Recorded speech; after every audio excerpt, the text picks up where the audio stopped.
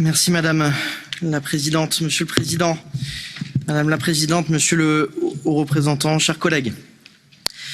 Je souhaite commencer par saluer le courage des hommes et des femmes ukrainiennes et ukrainiens qui se battent non seulement pour leur patrie, mais pour leur droit à choisir leur destin. Président Zelensky et le président du Parlement ukrainien, vous êtes l'honneur aujourd'hui des démocrates. Ces derniers jours, l'Europe a montré qu'elle était le meilleur allié du peuple ukrainien. L'Europe a aussi démontré qu'elle était le bouclier qui protège la démocratie et nos libertés pour chaque peuple de l'Union. Sur toutes les décisions prises cette semaine, Madame la Présidente, Monsieur le Président, je vous garantis le soutien absolu de mon groupe politique. Nous mesurons le travail énorme qui a été fait par les institutions européennes pour prendre et rendre opérationnelles les sanctions et les mesures de soutien à l'Ukraine. Seul ou divisé, je n'ose imaginer ce que Poutine aurait fait de notre continent. Vous avez été en quelque sorte à la hauteur de l'histoire. Permettez-moi d'appeler à aller un cran plus loin, notamment sur la mesure de soutien à l'Ukraine. L'octroi du statut de candidat à l'adhésion a son importance.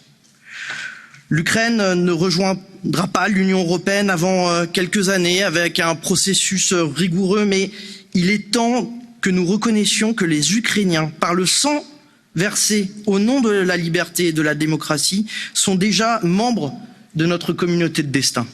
Le statut de candidat est en ce sens une juste reconnaissance.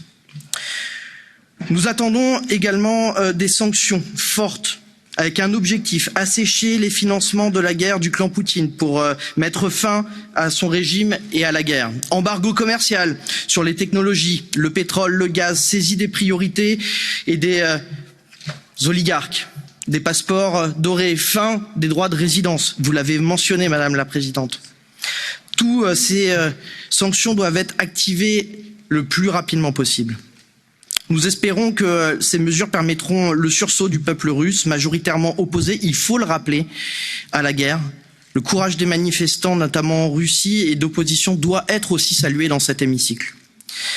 Ces mesures ont un coût pour nos économies. Nous appelons donc l'Europe à mutualiser au niveau européen ces coûts pour les pays et les entreprises les plus exposés. Je terminerai peut-être par un élément, Monsieur le Président, Madame la Présidente, pour rappeler que cette crise démontre que l'Europe a encore à faire pour garantir sa souveraineté. Ce travail de long terme vers notre autonomie stratégique doit conclure et inclure une révision des budgets de défense au niveau national comme au niveau européen, ainsi qu'une stratégie autonomie et énergétique. Chers collègues, oui, la protection de notre modèle européen a un prix. Mon groupe politique, pour lequel la liberté est une valeur cardinale et fondatrice, répond sans trembler, nous sommes prêts à assumer le coût, tant dans les conséquences et les sanctions que dans les investissements massifs dans les outils de souveraineté européenne.